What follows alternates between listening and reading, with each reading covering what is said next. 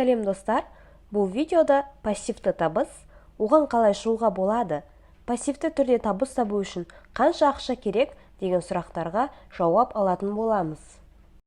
Ақшаңның ай сайын қосымша 100 000 теңге табыс әкеліп тұрғанын қаласаң, видеоны соңына дейін қара. Және де видеоға лайк басып, видео жайлы өз пікіріңді қалдыруды ұмытпа. Ал каналға тіркелмеген болсаң, подписаться батырмасын басып тіркеліп қой. Сонымен, пассивті табыс табудың не екендігін түсіндірумен бастайық. Пассивті табыс ол жұмыс істемей-ақ ақша табу. Басқаша, пассивті табыс табуды ақшаның сізге жұмыс жасауы деп айтсақ болады. Көріп тұрғандарыңыздай, пассивті табыс табу үшін сізге бірінші ақша немесе актив керек.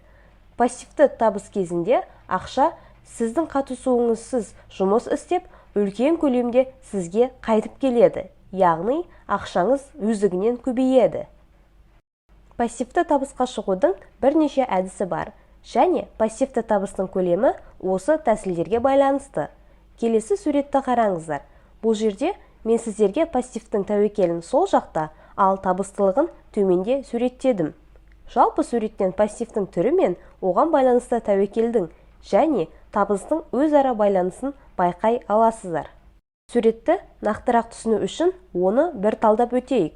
Пассивті табыс табудың ең оңай және тәуекелі төмен жолы ол үйді жалға беру арқылы табыс табу. Жалға беру елімізде ең көп таралған табыс табудың жолы болып табылады. Мысалы, пәтерді жалға бере отырып, жалға беруші жылына 4-8% жылдық табыс алады.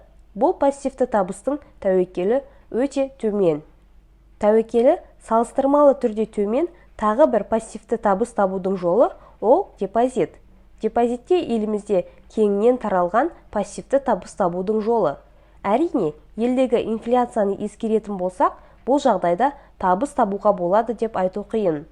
Дегенмен, депозиттік салымдардан салымшы жылына 9-15% табыс таба алады. Келесі пассивті табыс табудың жолы ол мемлекеттік облигацияларға инвестициялау.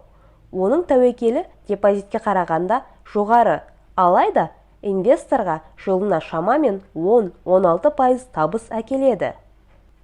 Табыстылығы жағынан келесі жоғары пассивті инвестиция түріне дивидендті жатқызсаңыз болады. Оның табыс көлемі жылына 1 және 25% аралығында болады. Ал егер инвестициялау корпоративтік облигацияларға жасалатын болса, жылдық табыс көлемі 18-33% арасында болады. Әрине, сәйкесінше тәуекелі де біршама жоғарылайды. Пассивті табыс табудың ең табысты жолы ол қаражатты түрлі жобаларға беру немесе инвестициялау. Бұл жағдайда тәуекел өте жоғары. Инвестордың табысы тікелей жобаның сәтті немесе сәтсіз дамуына байланысты. Бұл жағдайда сіз шамамен 50%-ға дейін жылдық табыс таба аласыз. Суретте көрсетілгендей, табыс ұлғайған сайын тәуекел де өсе береді. Кез келген осы пассивті табыс табудың біреуін немесе бірнешеуін таңдап, ақшаның сізге одан да көп ақша әкелгенін күтіп отырсаңыз болады. Пассивті табыс табу үшін салым көлемі сіздің ай сайын қанша табыс тапқыңыз келетіндігіне байланысты. Мысалы, сіз айына 100 000 теңге көлемінде пассивті табыс түсіп отырғанын қалайсыз делік.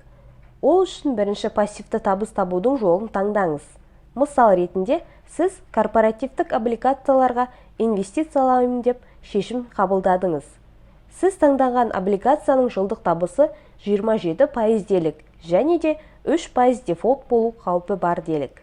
Бұл дегеніміз, корпоративтік облигацияның жылдық нақты табысы 24%-ды құрайды, немесе айына 2% табыс әкеледі. Яғни, сізге айына 100 000 теңге пассивті табыс тауып отыру үшін, сізге осы сумадан 50 есе көп сума керек. Бұл дегеніміз, 27% жылдық табысы бар облигацияға 5 миллион теңге инвестициялауыңыз керек. Сонда сіз ай сайын 100 000 теңгеге пассивті табысқа шығасыз. Көріп тұрғандарыңыздай, ақшаның одан да көп ақша әкелу қабілеті бар. Сол себепті ақшаңызды бір сәтті көңіл көтеру мен басқаларды таңғалдыруға емес, одан да көп ақша әкелуіне жұмсаңыз. Видеоны назар салып соңына дейін тыңдағандарыңызға рахмет. Сіздерге инвестициялық шешім қабылдауда көмегі болады деп үміттенемін. Видеоға әлде қашан лайк басып, каналға тіркеліп қойдыңыздар деп сенемін.